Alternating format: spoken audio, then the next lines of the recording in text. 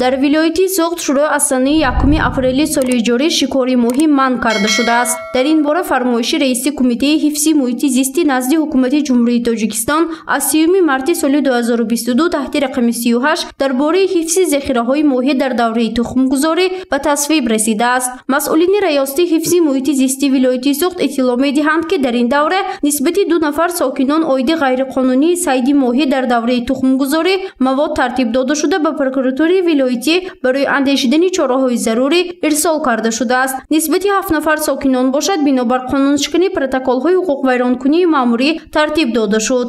тарафи нозирони сарраёсати ҳифзи муҳити зисти вилоят ва зерсохторҳои он дар шаҳру ноҳияҳо дар тамоми обанборҳои ҳавзаи Сирдарё аз болооби обанбори баҳри Тоҷик сар карда дарёи Сир ҳамагӣ дар 15 рӯзи аввали давраи манъи сайди моҳӣ ҳамагӣ дар сарраёсат ду маротиба истоди вилоятӣ ташкил карда шуд. Инчунин дар ин давра дар натиҷаи гузарондани амалиётҳои фаврӣ аз тарафи шӯъбаи сарраёсат ва нозирони шӯъбаи бахшҳои ҳифзи муҳити зист дар шаҳру ноҳияҳо ҳамагӣ 96 маротиба амалиёти фаврӣ гузаронда шуд.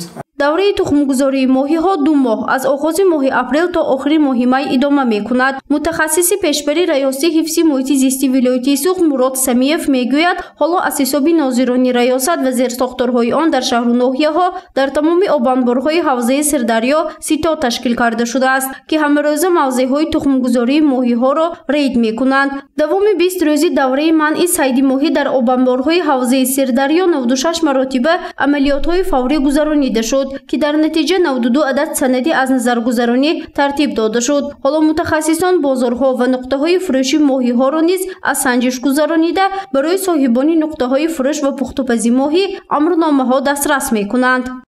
дар оянда аз тарафи нозирони сарраёсат ва шӯъбаи бахшҳо баҳри дар амал татбиқ намудани фармоишҳои мазкур ҳамарӯза амалиётҳои фаврӣ шабонарӯзӣ гузаронда шуда нисбати қонуншиканҳо чораҳои зарури андешида мешавад. бино ба иттилои масъулини раёсати ҳифзи муҳити зисти вилояти Зуғд, ҳоло теъдоди қонуншикании сокинон дар давраи манъи сайди моҳӣ давоми 20 рӯзи моҳи апрел дар муқоиса ба соли гузашта дар як сатҳ қарор дорад. таъкид гардид, ки бурдани корҳои фаврӣ ва назорати шабонарӯзии ситоди вилоятӣ то оғози моҳи июн, яъне ҷанбаси давраи тухмгузории моҳӣ идома мекунад.